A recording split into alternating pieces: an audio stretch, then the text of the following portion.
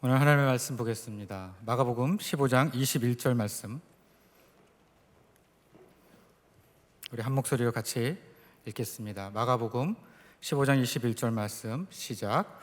마침 알렉산더와 루포의 아비인 구레네 사람 시몬이 시골로서 와서 지나가는데 저희가 그를 억지로 가게 하게 하여 예수의 십자가를 지우고. 아멘. 오늘 이 말씀은 예수님께서 골고다 언덕길을 오를 때 말씀입니다. 보통 이 말씀은 사순절이나 고난 주간에 들려지는 그런 말씀입니다. 그런데 오늘 이 말씀을 우리가 국어 시간처럼 다시 한번 읽어볼까요? 어떻게 읽냐면 주어와 수어로 이렇게 읽었으면 좋겠습니다. 주어가 뭐냐면, 주어가 뭡니까? 여기 오늘 다시 한번 본문의 말씀을 보여주실래요? 주어가 구레네 시몬이죠. 구레네 시몬이 억지로 예수의 십자가를 지고 걸었다. 억지로. 오늘 설교 말씀 억지로 하는데 너무 힘들었습니다. 준비하는데. 자, 구레네 시몬이 누굴까요? 구레네. 여러분, 구레네 하면 지역 이름입니다. 지역. 시몬은 이름이고요. 네. 예수님께서 골고다로 오르실 때 군병에 의해서 억지로 예수님 대신 십자가를 진 사람, 그 사람이 구레네 시몬입니다. 구레네가 어디냐면 여러분, 아프리카 리비아의 샤아트, 지금의 트리폴리, 여기까지 알 필요 없고요. 북아프리카입니다. 네, 북아프리카에서 온 아프리카 유대인입니다. 그래서 이 사람이 혹시 흑인일 수 있는 가능성이 참 많다고 합니다.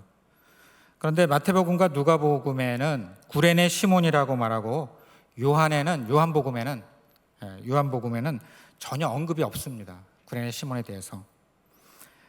구레네 시몬은 누구냐면 한마디로 유월절을 섬기러 온 유대인입니다. 그런데 오늘 그 구레네 시몬을 설명하면서 오늘 다시 말씀을 보면 알렉산더와 루포의 아버지인 구레네 사람 시몬이 시골로 와서 이렇게 표현하고 있습니다. 구레네 시몬을 설명하면서 알렉산더와 루포의 아버지라고 얘기하고 있습니다.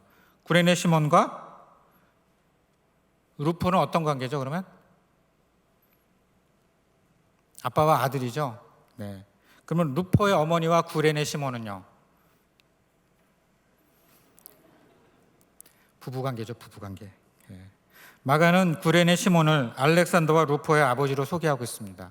그런데 이 다른 마태복음이나 누가도 굉장히 선교를 많이 한 분이거든요. 근데 누가복음도 전혀 언급이 안 되는 알렉산더와 루포의 아버지로 소개하고 있습니다. 그러면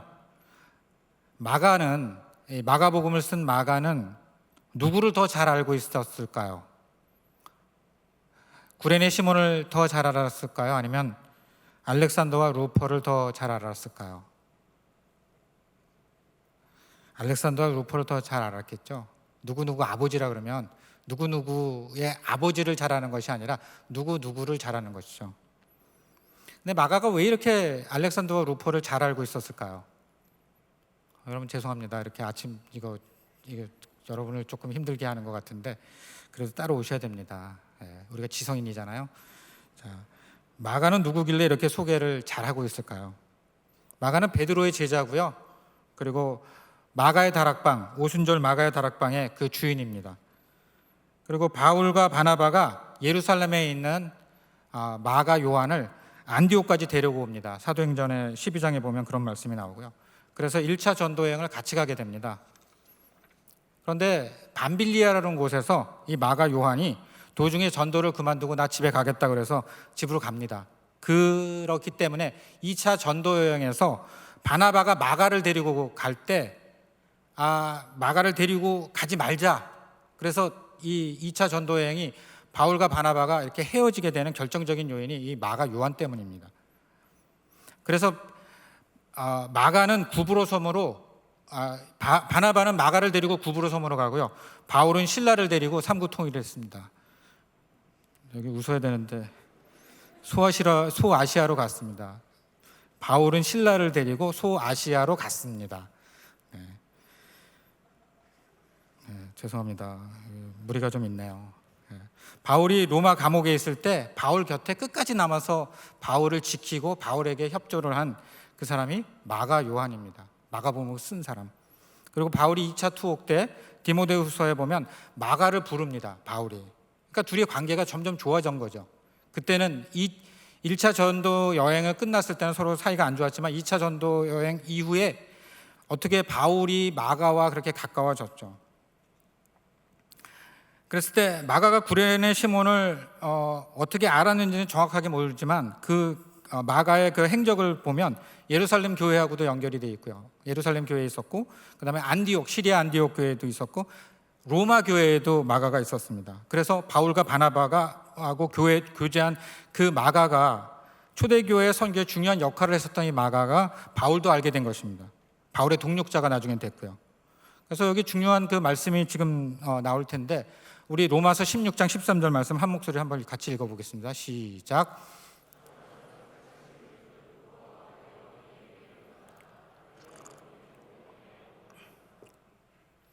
바울이 로마서 16장에, 특별히 로마서 16장은 로마서 맨 마지막 장입니다. 그 로마서 16장에 자신을 도와주고 기도했던 사람들의 이름을 밝힙니다.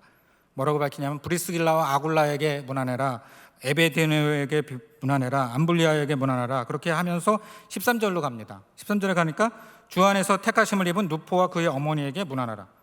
루포가 어디에 나오죠?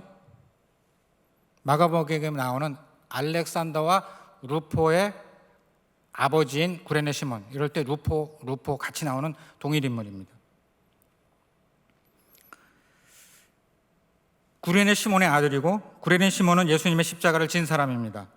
바울과 마가는 로마 교회에 연결이 된 사람이고, 바울도 루포와 구레네 시몬의 관계를 알고 있었을 겁니다. 루포는 그리스도인이 된 것입니다.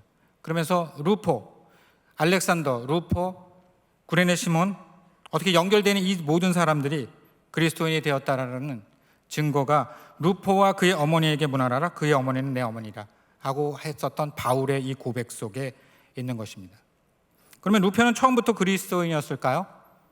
루포는 언제부터 그리스도인이었을까요? 가족들이 어떻게 예수를 믿는 사람이 되었을까요? 그것은 마가복음 15장 21절에 이렇게 나옵니다. 억지로 같이 가게 하여 예수의 십자가를 지우고, 여기에서 힌트를 얻을 수밖에 없습니다. 구레네 시몬은 유대인으로 유월절을 섬기러 온 사람입니다. 아침 일찍 길을 가는데 사람들이 모여 있습니다. 그곳에 사람들이 있고 이른 아침이었습니다. 왜냐하면 예수님은 오전 9시부터 오후 3시까지 십자가에 달리셨기 때문에 예수님이 걸었던 비아돌로로사 그 골고다의 언덕길은 그것보다 훨씬 전에 지나가셨을 겁니다. 유월절을 지키기 위해서 먼 곳으로부터 온 사람입니다. 두 아들을 데리고 왔고, 예수라는 사람이 자신이 십자가를 지고 오르는 모습을 지켜보았습니다. 그는 넘어지고 일어나고를 반복하였습니다. 온몸은 피투성이와 멍으로 옷이 찢겨져 있었습니다. 예수가 시몬 앞에 있을 때, 구레네 시몬 앞에 있을 때 그는 더 이상 십자가를 지고 걸을 수 없었습니다.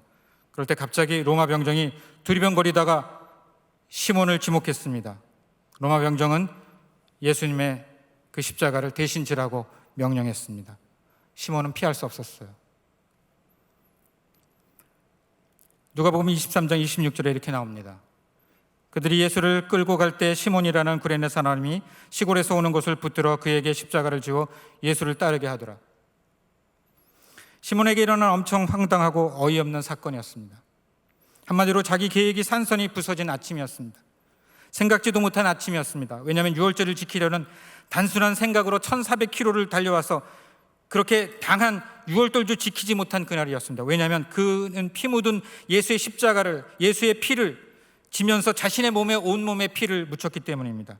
그 사람의 그 흘린 피를, 냄새를 맡으면서 그것을 지고 있었기 때문입니다. 유월절 준비에 피를 만지면 끝나는 일이었죠. 피를 만지면 유월절 참석이 불가했기 때문입니다. 구레네 시몬이 십자가를 지면서 무슨 생각을 했을까요? 예수란 사람이 누구인지 알았을까요? 사형수의 뒷모습을 보면서 과연 어떤 생각을 했을까요? 오늘 아침 난 왜 아침이 이렇게 일찍 나왔을까?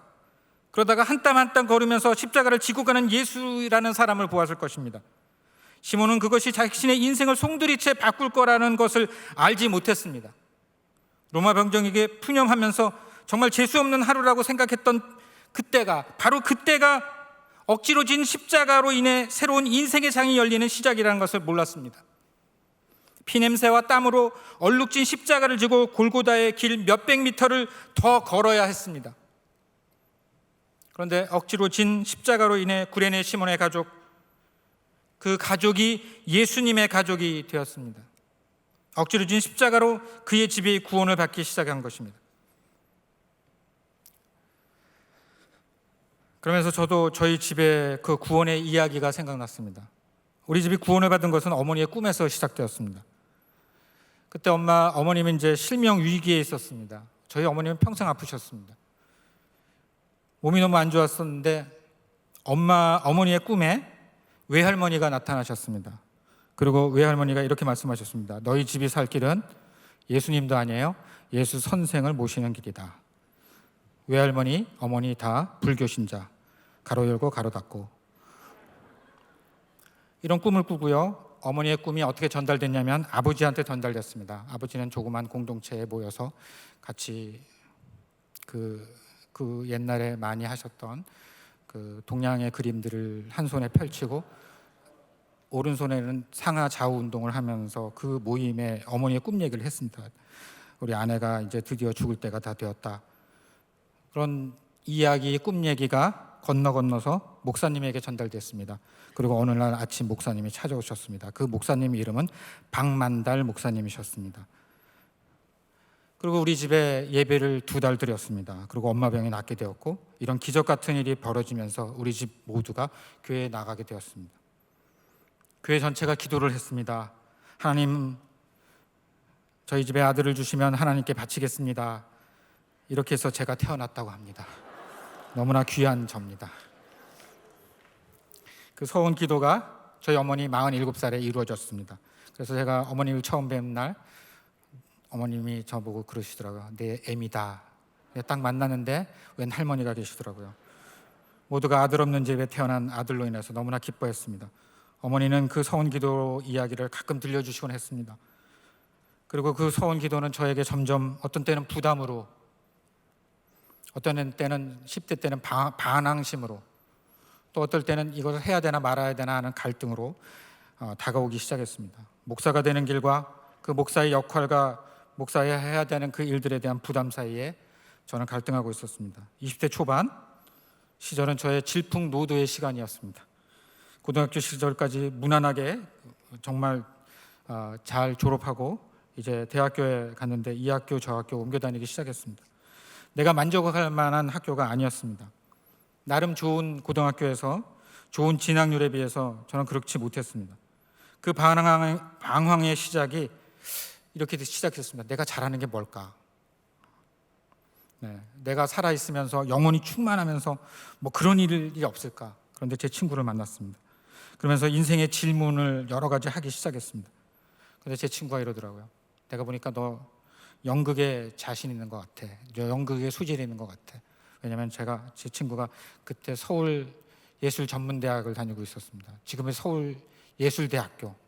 그러더니 날 보고 자유를 표현해보래요. 그래서 제가 자유를 정말 엄청나게 잘 표현했습니다. 넌 바로 위대한 연극인이 될 거야. 이 시대가 정말 요구하는 엄청난 그 영화인이 될 거야. 그래서 제가 연극영화과를 시험 봤습니다.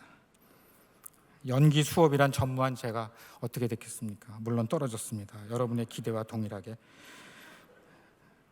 지금 생각해 보면 그리 어울리지 않는 그런 것 같습니다. 교회에서 한 연극이 전부인데 지나가는 사람 3, 상인 1 이런 것만 하다가 이제 입시는 아주 다른 이야기더라고요. 그러면서 방황이 계속 시작되었고 자꾸 목회자의 길로 가는 그 길들에 피해가기 시작했습니다. 그러다가 이제 도저히 안 되겠다 이런 생각이 들더라고요. 피하지 말자. 그냥 한번 해보자. 일단 공부만 해보자. 이런 간단한 마음을 가지고 신학교에 들어갔습니다. 그런데 곧 알게 되었습니다. 내가 있을 곳이 아니라는 것을요. 그래도 나는 그때는 내 길이 따로 있다라고 확신을 가지면서 학교를 다녔습니다. 그래서 학교 공부 들어가시지 하고요. 그 아이들, 우리 친구들 있는 학교에 가서 같이 점심 먹고요. 그다음에 와서는 오후에 카페에서 주로 있고요. 그래서 제 별명이 세상 물정 모르는 고생 안 한 학생, 정신 못 차리고 어정쩡한 학생, 신학교에 왜 왔는지 소명이 불투명한 학생. 그러면서 언제 신학교를 그만둬야 될지 그렇게 하면서 신학교를 다녔습니다. 1학년 말 성적표가 나왔습니다. 아니 그때 앞불사 이게 무슨 일입니까? 엄청나게 낮은 선동열이라고 아세요? 야구 선수 선동열 방어율입니다. 0.98. 그때 선동열 방어율이 제 점수였습니다. 그래서 부랴부랴 가고 일을 넘기지 않으면 힘들었었습니다. 그때는 이제 그 잘리는 것도 있었거든요. 그래서 이제 부랴부랴 이렇게 해서 1.28로 학교를 졸업했습니다. 이거 1학년을 마쳤습니다. 근데 나중에 유학 가려고 그러니까 GPA 성적이 되게 중요한데 왜냐하면 3.0 이상이 돼야 되거든요. 그래서 유학 갈 때 너무 힘들었었습니다. 그러면서 얼떨결에 신학교를 졸업하고요. 얼떨결에 미국으로 신학 공부하러 가게 됐습니다. 주위의 친구들이 다 시험 보고 유학 가는 분위기였었습니다. 그렇다고 평소 영어 공부를 열심히 한 것도 아니고 그래서 미국에서의 그 신학 공부가 너무 힘들었었습니다. 공부도 문제지만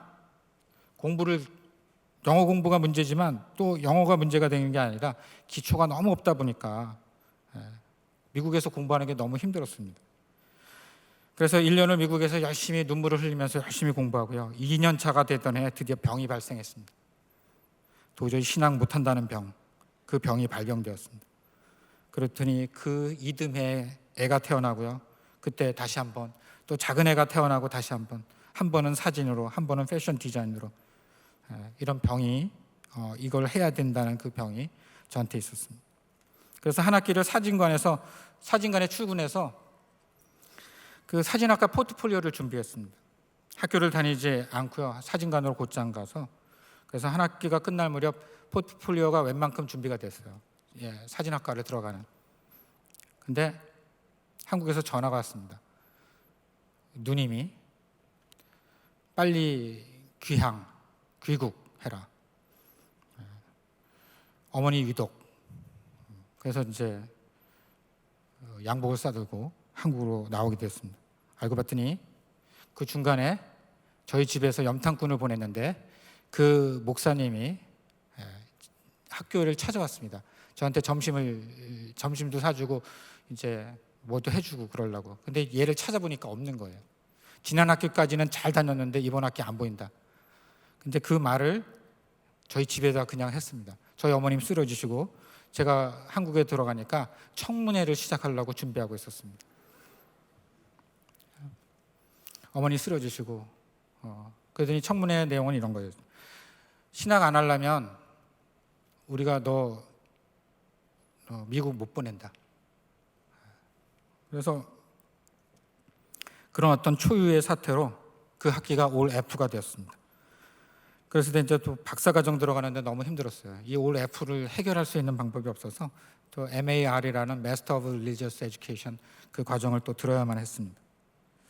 그러다가 이제 아버지가 돌아가시고 뭔가 내 삶에 새로운 전기가 필요하다는 것을 제가 느끼기 시작했습니다. 그 전기는 어느 날 멘토 목사님으로부터 왔습니다. 목회 청빙 자리를 소개해 주면서 저보고 결정하라는 거예요. 전혀 생각지도 않은 그런 제의에 제가 이제 할 수 있는 말이라고는 기도해 보겠습니다. 가로 열고 안 할게요. 가로 닫고. 그렇게 하면서 한 주가 지났습니다. 목사님이 또 전화가 왔습니다. 목회 정말 생각도 아무것도 없었고 목회에 자신도 없었고 학위를 빨리 마치고 한국 돌아가는 것이 저의 우선 일이었는데 그리고 그 교회가 캘리포니아도 아닌 콜로라도에 있었습니다. 다시 일주일이 지나고 목사님으로부터 연락이 왔고 그래서 제가 이렇게 얘기했습니다. 하나님의 뜻인지 아닌지 잘 모르겠습니다.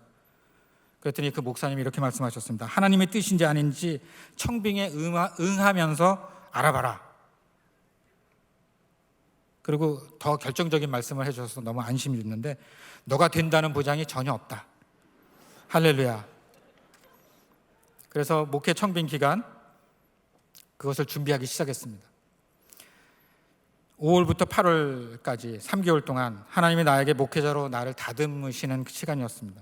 준비를 시키시고 그래서 저는 진짜 안 들었던 경배와 찬양이라는 이상한 CD를 듣기 시작했습니다. 1편부터 11편까지 제가 들었습니다. 들었던 이유는 이제 여기 찬양에서 찬양곡을 뭘 써야 될지, 그러니까 목회에 대한 준비들을 한 거죠. 주께 엎드려 경배드립니다. 주 계신 곳에 기쁨과 이런 찬양도 막 들으면서 이거는 이제 그 임내송으로 써야지 뭐 이런 생각들이 막 생기기 시작했어요. 그 찬양 들으면서 머리에 쥐가 났지만 찬양을 그냥 계속 들었습니다. 그 다음에 책상에 떠나지 않고 말씀을 읽기 시작했습니다. 별로 자주도 않고 말씀 읽고, 그 다음에 목회에 관련된 책을 정말 2,000불 정도 쓰인 것 같아요.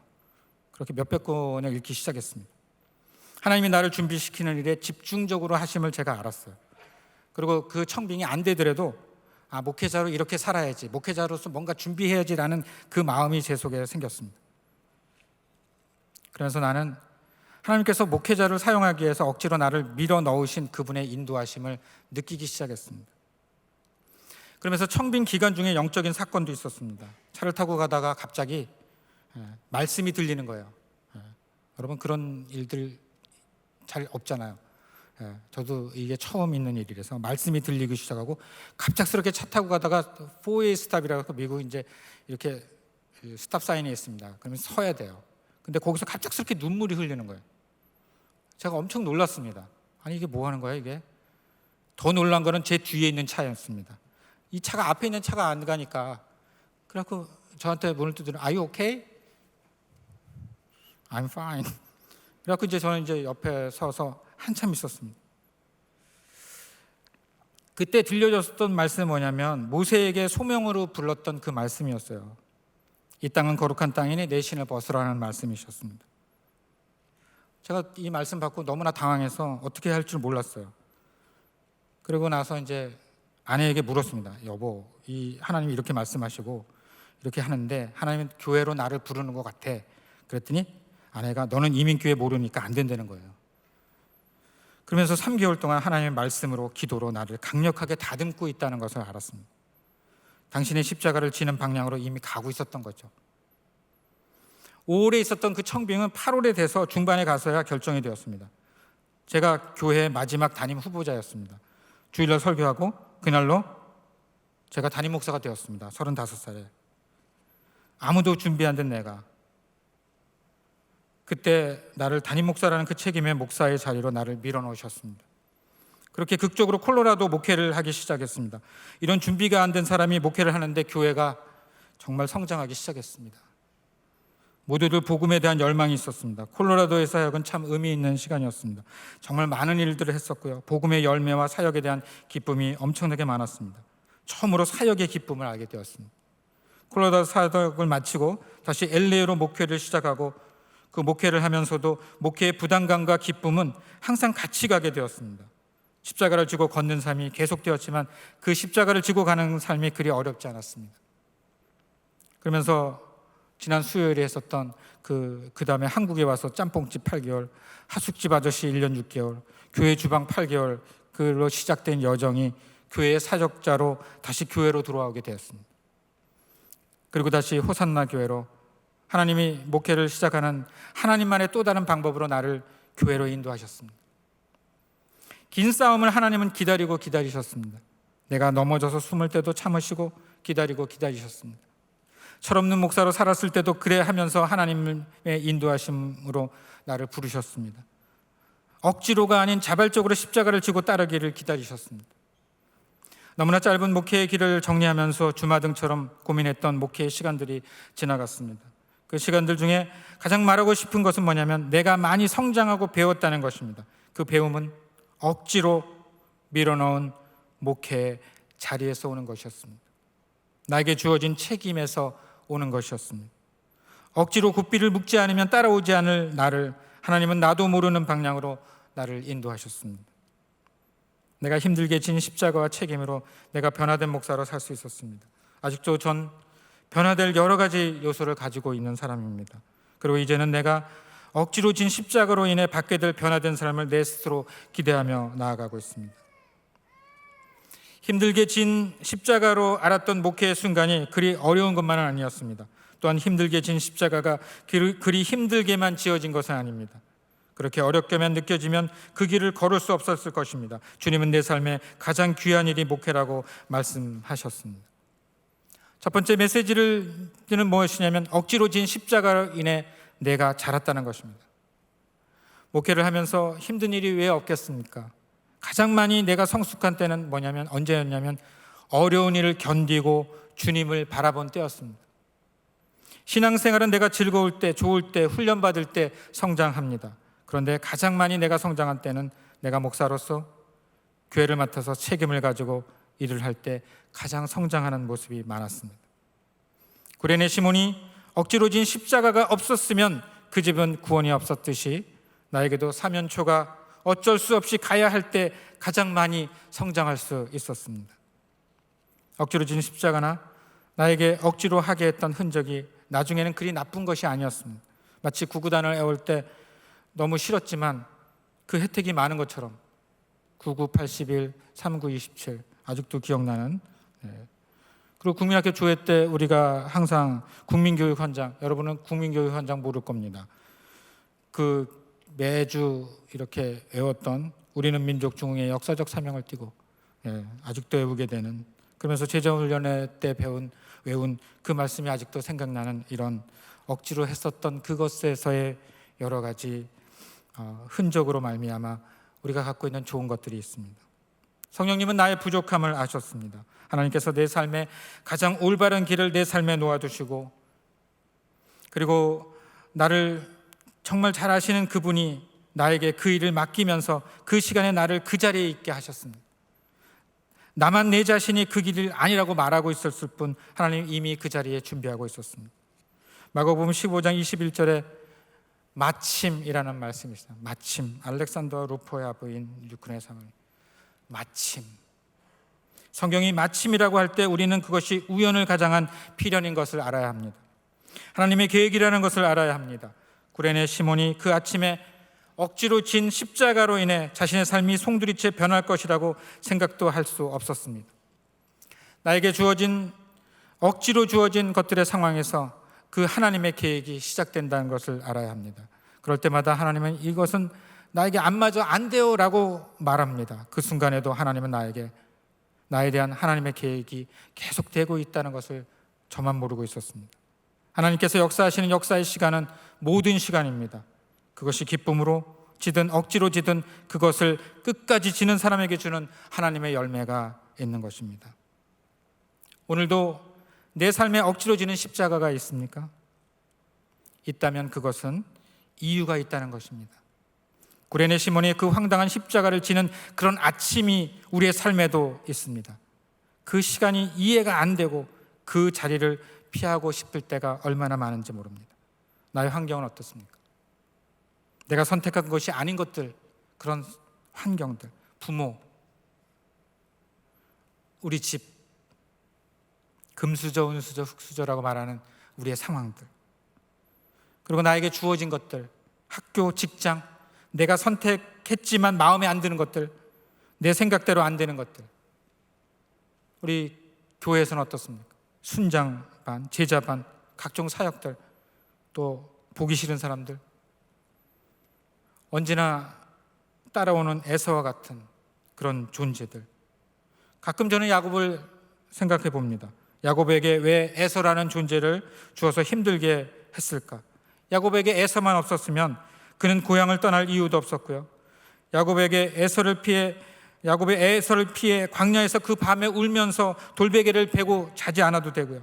광야에서 무서운 밤도 보내지 않아도 됐습니다. 또 삼촌이 있는 밧담 아람이라는 곳까지 그렇게 힘든 일을 하지 않아도 됐습니다. 그런데 그의 삶에, 야곱의 삶에 그 강압적으로 피해갔던 순간이 없었으면, 에서가 없었으면 하나님의 시간은 없었을 것입니다. 에서가 없었으면 훨씬 좋은 삶을 살 수 있었을까요? 아니라고 봅니다. 하나님은 에서를 야곱에게 붙여주어서 억지로 야곱으로 하여금 혼자 있게 하시고 하나님의 또 다른 훈련 안에 두셨습니다. 그래서 야곱이 이스라엘로 되게 된 것입니다. 성경의 모든 인물, 아브라함도 자식을 바치라는 하나님의 억지로 지은 그 명령에 3일 방황하고 산에 올랐습니다. 고민하면서 누구나 쉽게 나에게 지어진 십자가를 자신 있게 지는 사람은 없습니다. 그리고 억지로 한 그 순종으로 인해서 하나님의 또 다른 언약을 알 수 있었던 것입니다. 그렇게 신앙생활은 조금씩 성장하는 것 같습니다. 구레네 시몬에게 십자가를 억지로 지우지 않았다면 구레네 시몬이 예수를 만날 수 있었을까요? 오늘 우리가 억지로 하는 것들이 있습니다. 과연 어떤 태도로 임해야 될까요? 그저 주어진 것이니까? 그래도 해야 하는 일이니까? 억지로 지는 십자가가 하나님의 시간 안에 연결되어 있다는 것을 여러분은 알아야 합니다. 우리가 하는 모든 것이 어떻게 연결될지 모릅니다. 연결되어 있습니다. 아무도 그것이 어떻게 사용될지 모르고 현재는 모릅니다. 우리 모두는 하나님의 주권 가운데 있습니다. 내 삶 가운데 하나님이 없는 시간은 없습니다. 여러분, 오늘 말씀 누구로부터 시작된 구원인가요? 구레네 시몬이죠. 어떻게 시작된 구원인가요? 억지로 진 십자가를 지고 따랐던 사건으로 말미암아 그 억지로 진 십자가 때문에 그 가정에게 임한 하나님의 축복이 있었습니다. 그럼 어떻게 우리가 이 억지로 우리에게 부여된 이 상황들, 환경들, 나에게 주어진 것들을 이해해야 될까요? 나에게 주어진 그 일들에 하나님의 의미가 있다는 것입니다. 그랬을 때 현재 나의 가정과 교회와 내가 해야 될 그 역할들, 상황들, 공동체에 의미를 찾고 인내하며 걸어가야 할 것입니다. 오늘도 우리는 억지로 지는 십자가가 있습니다. 루포의 형제인 알렉산더는 어떻게 되었을까요? 루포와 알렉산더. 루포는 로마에 있었고요. 알렉산더는 1941년 나흐만 아비가드 고고학 발굴단에 의하면 예루살렘 밖 기드론 골짜기 무덤에서 12명이 발견되었습니다. 12명이 발견됐다는 것은 한꺼번에 죽었다는 것입니다. 스므온의 아들 알렉산더, 그리고 그 덮개에는 구레네에서 온 알렉산더는 초대교회 예루살렘에서 순교했다고 전해지고 있습니다. 루포는 로마 교회에서 어머니와 함께 있으면서 바울의 조력자인 그리스도인으로 살고 있고요. 알렉산더는 예루살렘에서 순교한 사람. 누구로부터 시작된 일입니까? 마가복음의 저자 마가 요한도 1차 선교 여행에서 실패한 선교사입니다. 선교하러 갔다가 도망 나온 실패한 선교사입니다. 그는 바울과 바나바의 선교 여행을 갈라서게 한 사람입니다. 여러분, 준비되지 않은 일에 우리가 넘어질 수 있습니다. 그러나 주님은 마가를 다시 주님의 일로 다시 부르셨습니다. 그리고는 전에 있었던 실패와 실수를 용납하시고 인정해 주셨습니다. 바울의 말년에 외로운 바울에게 친구가 되게 하셨습니다. 바울이 힘들 때 찾았던 사람이 마가 요한이었습니다. 마가는 알렉산더와 루퍼가 어떻게 예수님을 알게 되었는지 들었을 것입니다. 바울을 통해, 예루살렘 교회를 통해, 로마 교회를 통해 알게 되었습니다. 마가는 그렇게 구레네 시몬을 설명하면서 알렉산더와 루퍼의 이름을 살짝 집어넣었습니다.